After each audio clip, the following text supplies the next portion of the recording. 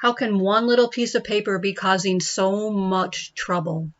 It's the 1099-K, and it is coming. What does the K stand for? Well, I'm not really sure what it stands for, but it may as well stand for kick in the butt to get your business legit. In this video, I am going to give you some tips for getting your business affairs in order so that when you receive this form in January 2023, you know exactly what to do with it and you have legitimate expenses to offset this income. If that sounds like something you're interested in learning, I will see you after the press.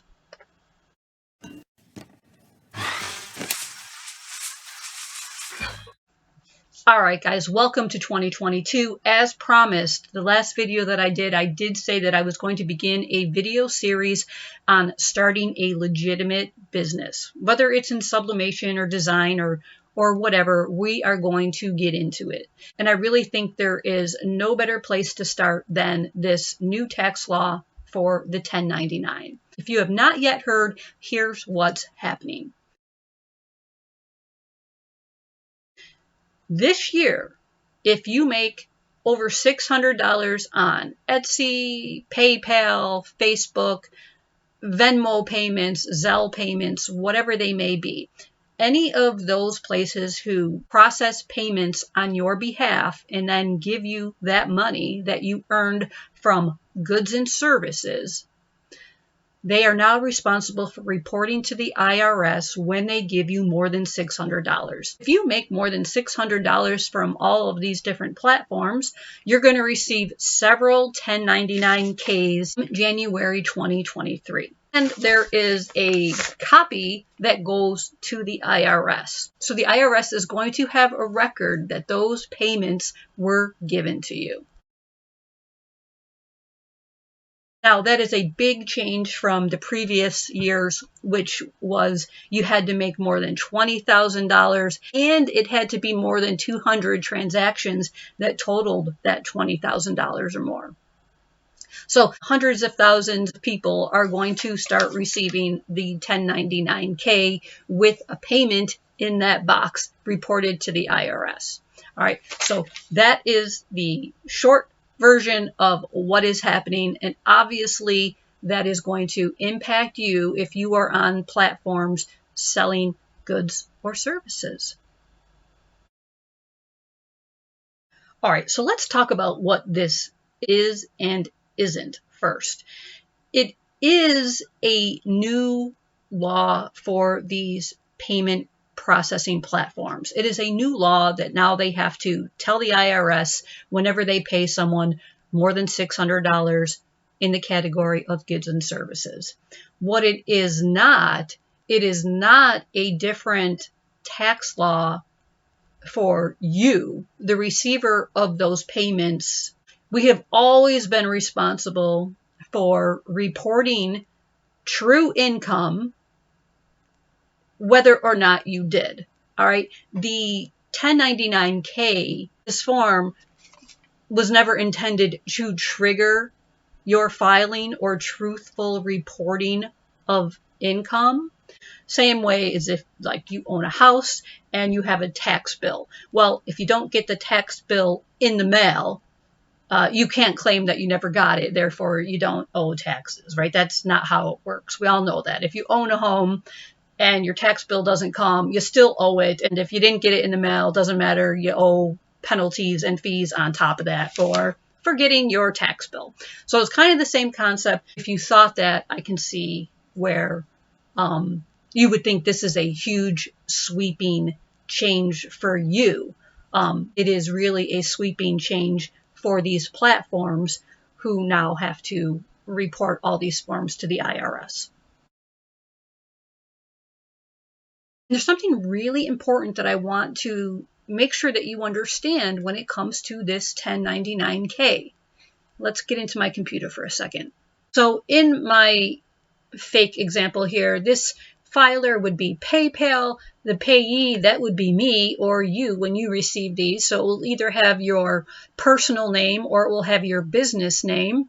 Now, what's really important, a couple of things I want to talk about is beginning pretty much now in January, If you have a relationship with these payment platforms, and if they don't have your social security number, or if they don't have an EIN number from your LLC or from your corporation, they are going to want this before they continue taking payments on your behalf. Be proactive and go inside of each of your platforms and make sure that they have the information that they need.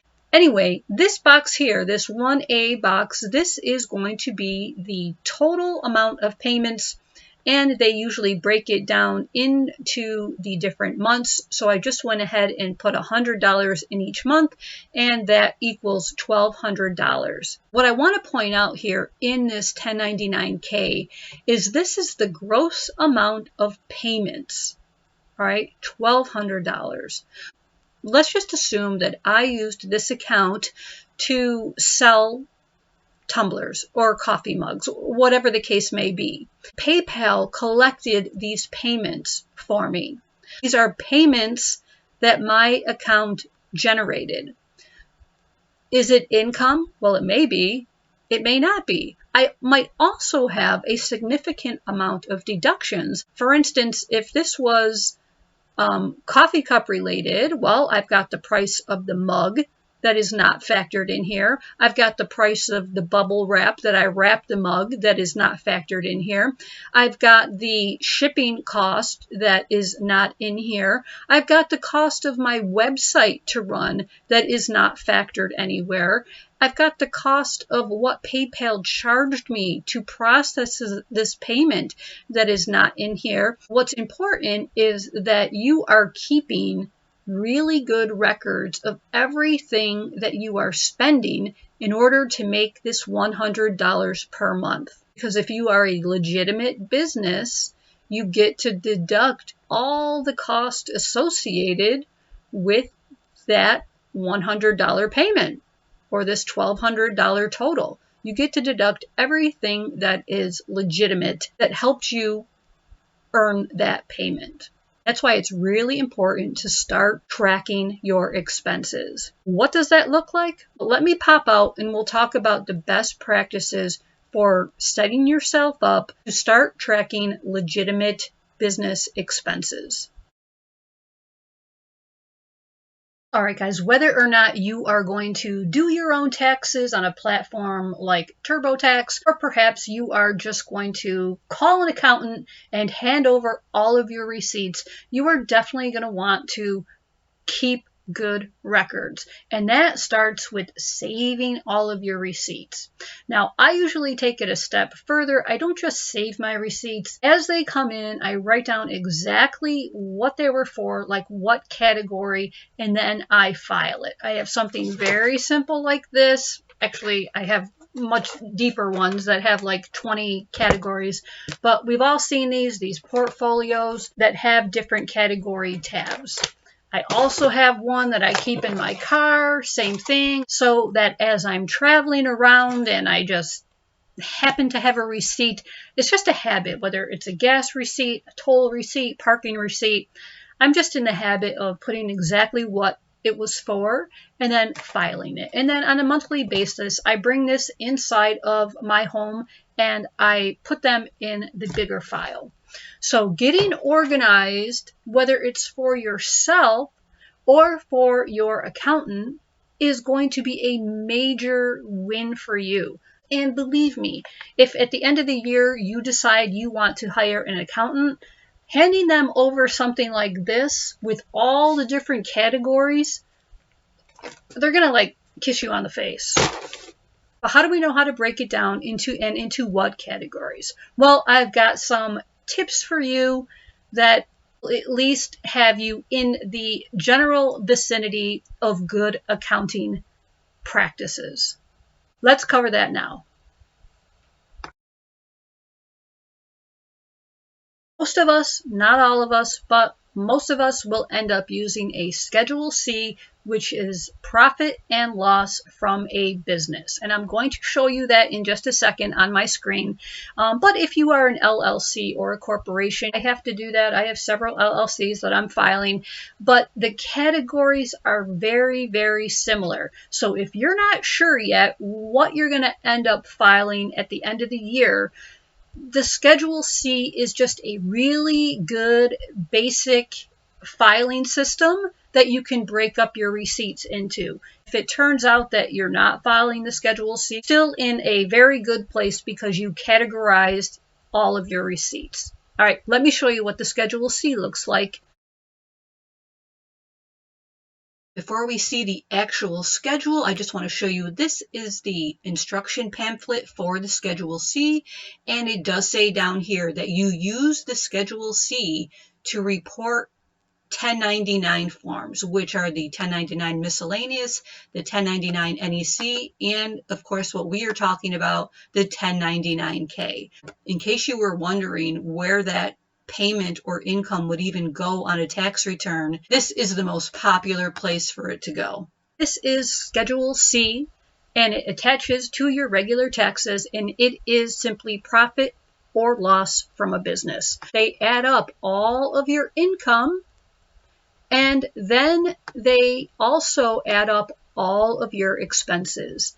And this is what I would recommend breaking your categories into. Just come onto the IRS website, open up the Schedule C, and make yourself that little portfolio and put the tabs in there for advertising, car and truck, commissions and fees, all of these categories that are legitimate business expenses for legitimate businesses. Scroll down further and understand that there's also a Part 3 and a Part 4 information about cost of goods sold, which is things that you buy in order to resell them. Make some categories for these. Come down here to Part 4 about your car and your vehicle and just get a basic understanding of what you'll be asked come next year when you file your taxes if you qualify for a vehicle deduction. You'll want to know this right now. It's January, so it's the best time to start preparing. Also usually make like a catch-all category, other miscellaneous, just in case I get a receipt that does not fit into any of these categories here in Part 4, in Part 3, or in this part here, Part 2 for expenses. All right, it really is that simple. I take documentation a step further because I do like to come in on a monthly basis and know exactly like where my business stands for the most part. Like I need to know if I am making money or if I'm just spinning my wheels. So I take these categories, I put them into an Excel spreadsheet, and I like to come and enter my receipts after the end of each month, and it totals it up for me so that I know what I am spending in each category. And this can be very, very eye-opening. Like if I am spending an awful lot in advertising, I might look to shrink that. Or if I'm not spending enough, I might look to expand my advertising. And then I usually compare that with how much money I have made that month, and I can get an idea of whether or not my business is profitable. I also, at the beginning of each year, I write my odometer meeting, and at the end, I write to the end, and I keep track of my business, commuting, and pleasure miles. If you want something like this, it is free at the Quixby website. I will put a link to this in the description. It is a free download for you to use. I think you have to have Excel, or it probably opens in Google Sheets as well. But it could be like the way that you track monthly if you want to. Of course, you can edit it and add anything that your tax professional tells you to add and to start tracking. All right, guys. Now, the very next thing I'm going to recommend, I hope you don't laugh, because I'm very serious when I say this. Print out the instructions for the Schedule C and just read them when you have spare time. you're going to get a very intimate understanding of what you can deduct as a legitimate business and what you can't. And if you have been like flying under the radar of taxes and not really participating in all of the benefits that are given to legitimate businesses when it comes to deductions to offset your income, I think it's going to be a huge eye-opener for you, and you may wonder why you didn't start a legit business before. All right, like I said, this 1099K is the kick in the butt to get yourself on the right track into a legitimate business and start making real money. In some upcoming videos, I am going to talk about like what was the right time for me when I decided to go from sole proprietor to LLC. Like what did things look like for me to make the leap? And we'll cover like the processes of actually creating an LLC. It is really not that difficult to do it on your own. There are some companies though that do it for free, believe it or not. I know there are lots of companies out there that will start an LLC for you for lots of money. You don't have to go that route. There is a great company, link file. That link will be in the description. But if you have not yet subscribed, please consider subscribing. I am going to get much deeper into the creation of LLCs in the upcoming videos. So stay tuned for that. Hit that subscribe button, turn on notifications. And if you got anything out of this video at all, consider turning that like button blue for me. And I want to leave you with this, why this might be the perfect year to really start a business and get yourself on the right track. This new reporting requirement might just create a wide open field because there are lots of people who are not going to be willing to sell anymore because they do not want this form arriving at their house in January. Think about that for a second. It very well could turn out to be that the 1099K is the reason your business takes off. All right, everybody. Thank you for watching. Until next time, happy sublimating. We'll see you really soon. Bye.